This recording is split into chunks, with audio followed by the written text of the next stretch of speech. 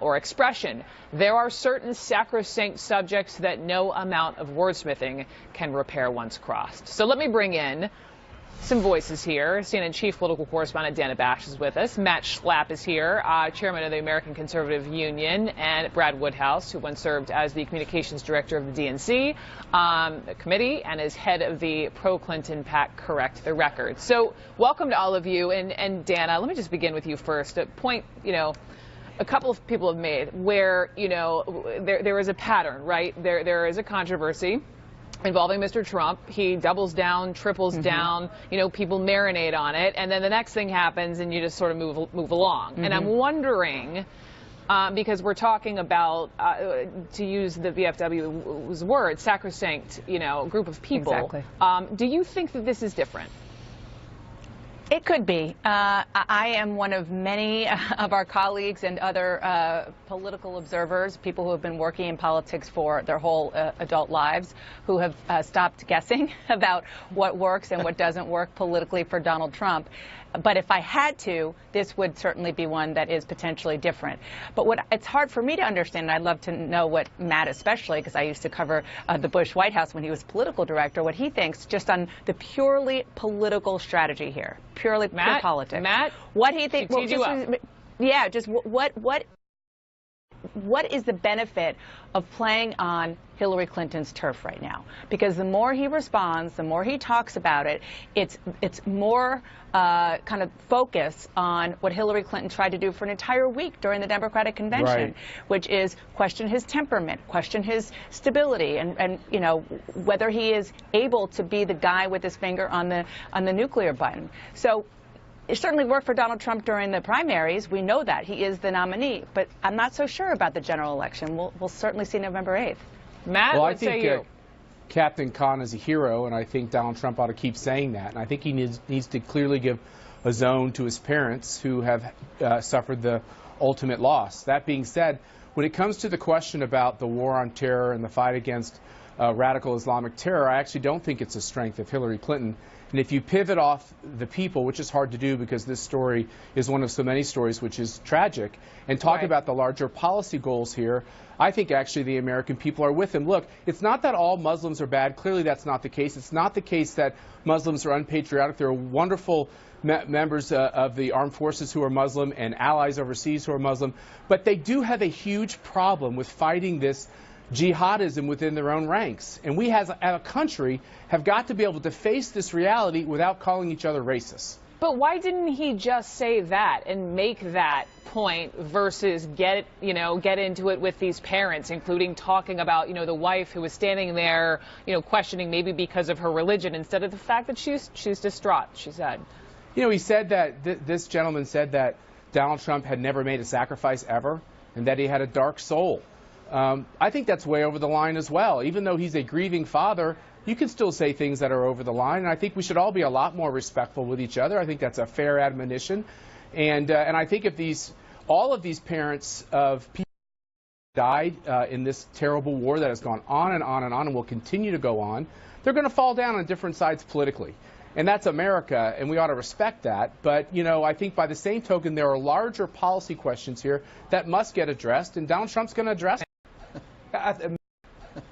Matt and other Republicans and other leaders, they want to change the subject. I mean, if you want to change it to the subject of policy goals, I guess we can talk about the fact that Donald Trump wants to essentially get rid of NATO, that he wants to take the United States. Look, Brooke, I've been in the United States. Look, Brooke, I've been in this business a long time. I fought to get Barack Obama elected over John McCain. I fought to get Barack Obama elected over Mitt Romney. I was never scared to death, though, of either of them becoming president.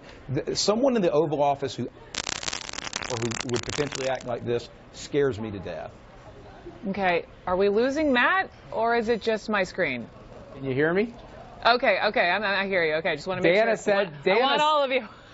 Dana said that she covered the Bush White House. Boy, I sure don't remember all those nice things that were said about President George W. Bush and Dick Cheney at that time. They were called war criminals. The worst epithets were thrown out there, and people said that they were living under their tyranny. The fact is this, which is, if you go back to the policy goals, it is Hillary Clinton that had all the missteps when it came to Russia. It was under President Obama's watch that they went into Crimea and had larger plans. And by the way, that was largely for energy goals and political goals. If you look at position after position, when you look at the war on terror, when you look at the growing threat of ISIS and radical Islamic terror, it is under Obama Clinton that we've seen this growth. Let's get to the policy here. This is what the voters want to hear about.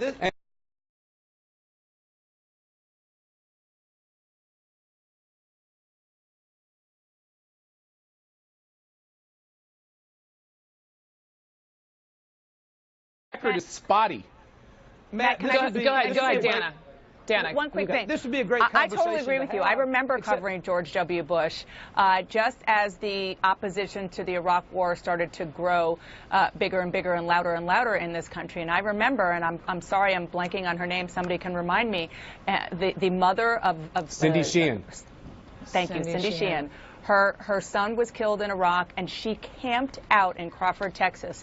I was covering her for weeks and weeks and weeks. And she was pretty aggressive and said some pretty nasty things about George W. Bush. But you know, the president didn't respond with sort of personal comments the way Donald Trump has. Now, that was a different time. It was a different war. It's a different era and a different topic.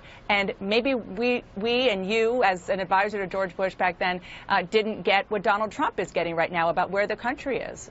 We'll see. Let me just hit pause on this conversation. I want you all, this is a great conversation. Stand by with me because we're also watching and waiting to see Mr. Trump speak in Columbus, Ohio. I also want to ask you about his comments, not just on the cons, but also on, we mentioned a second ago, on Russia, on Putin, what he said over the weekend at George Stephanopoulos about how he said Vladimir Putin won't invade Ukraine, even though, he has. Trump is trying to clean it up. We'll show you how he's doing that.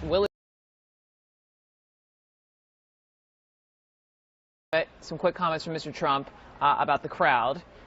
So there's that. Let me bring my panel back in. Dana Bash, Matt Schlapp, Brad Woodhouse. Let's get to Hillary Clinton, and specifically Hillary Clinton's comments about how she characterized, the director of the FBI, James Comey. She said, he said what sounds like who's on first. He said what she said about the emails was truthful. Here is Hillary Clinton. Director Comey said that my answers were truthful and what I've said is consistent with what I have told the American people. That there were decisions discussed and made to classify retroactively certain of the emails. So the Washington Post fact checker has come forward and given her as sort of the worst ranking of all for Pinocchios, Dana Bash, for how they say she mischaracterized Comey's remarks. That's right. And in that article in the Washington Post, it talks about the fact that she only mentioned the retroactively classified emails, but that Comey, the FBI director, also said 7 email chains concerned matters that were classified as top secret special access program level when they were sent and received. So as this article said, she definitely cherry-picked what was and wasn't said by the FBI director. But I think more importantly, just as we were talking before the break about Donald Trump's back and forth and rant against the Khan family, this also speaks to a major trouble spot for Hillary Clinton. Never mind the substance of the email server and whether she emailed classified information. It's the way that she responded. Totally anecdotally, I bumped into somebody after I came back from the convention, out running errands, who said that she really actually almost like a 20,000-foot view. Matt, to you on listen, the significance of Ohio. If you picked up the New York Times this morning, there was a piece about how they were reporting that the Trump campaign is really honing in on 3 states, Ohio being one of them, over the course of the next 99 days to then ultimately win the presidency. How much of an uphill climb do you think that will be? Look, I don't think we win without carrying Ohio. I think it's that clear. And I think that with the economic displacement Ohio has seen, I think there's a lot that matches up with Donald Trump's message. They clearly lost a ton of coal jobs. This particular plant, the Piketon plant, has been a politically sensitive question for many cycles. And I think Donald Trump matches with these people who have economic insecurity.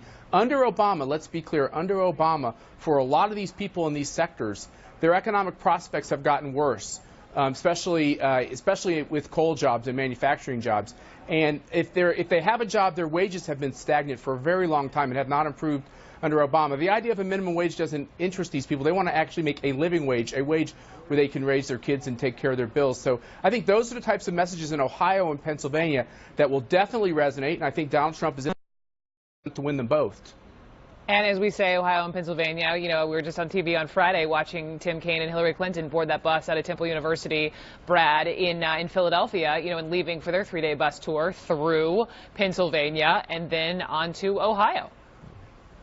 Well, yeah, look, Hillary Clinton's not going to cede any territory to Donald Trump in Ohio and Pennsylvania. And look, Donald Trump's going to have something beyond a message. Matt keeps talking about his message. You know, we saw a Republican convention where he didn't put a single policy in play about how he would help these people, how he would actually get the economy turned around, how he'd actually create more manufacturing jobs. He's going to, you know, he's trying, it sounds like, to wiggle out of these debates, probably because he doesn't have any policies to put on the table to match with the rhetoric that he brings to the campaign trail. So he's going to have to do more in these communities than just talk. He's going to have to show that he's got some plans to get things done. Matt, do you want to respond to that? And the wiggling out of debates comment there?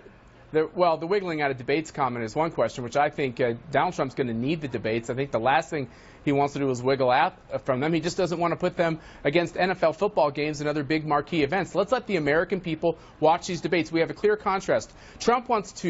We have the highest corporate tax rates on the globe, and Trump wants to lower those rates. If corporations can actually go back to increasing jobs instead of just hiring lawyers, our economy could actually get going. We have trillions of dollars on the sidelines that aren't investing in these plants. We have to stop the regulatory burden of this climate change fantasy, and we have to make our tax rates competitive with the world, and we can compete with the world. We have the greatest workers on the globe. Let's start competing. You know what, Matt? You know what? Before we start talking about tax plans, how about we have Donald Trump release his taxes? How about we see his taxes and see exactly how, you know. Before we go there, gentlemen, hang on. Hang on, gentlemen. Let me just bring Dana. Let me bring Dana back in. Before we go, I don't want to talk about tax returns right now, although it's a valid point he makes. Finally, though, on the debates, because it has been a piece of conversation over the last couple of days about Mr. Trump, and he's saying, hey, the issue is these debates are up against mega NFL football nights. He was saying, I heard from the NFL. And the NFL is saying, well, actually, we didn't send anything to Mr. Trump. Has anyone tried this before? To move them? I'm sure they have, just not in a public way. As both of our friends who are also on with us know, there is massive negotiation that goes on with both campaigns, with both candidates and the Presidential Debate Commission. Generally, it's not the date, and it's things as mundane as the temperature in the room, but still, I mean, there are a lot of negotiations. I think Donald Trump is doing what he has done very successfully in his life. He's trying to get himself leverage for whatever it is that he wants in the future. And the NFL, certainly up against a marquee event, as Matt said, is certainly as good as any bit of leverage. But one quick thing I want to say about Ohio, and that is that maybe Donald Trump hasn't given a multi-point plan about how he plans to fix the job issue in Ohio, but no question about it, and even privately, the Democrats who are very staunchly in Hillary Clinton's camp will tell you he is hitting a nerve. He is reaching out to people who are very, very upset. And the Clinton campaign in private, people are very concerned about whether or not they can win Ohio. For that reason, the trade issue and the jobs issue is very potent, and Donald Trump has done a pretty good job of that, reaching not just Republicans in the primaries, but Democrats who are fed up. Let's go back to Ohio and hear from Mr. Trump after this quick break. Thanks to all of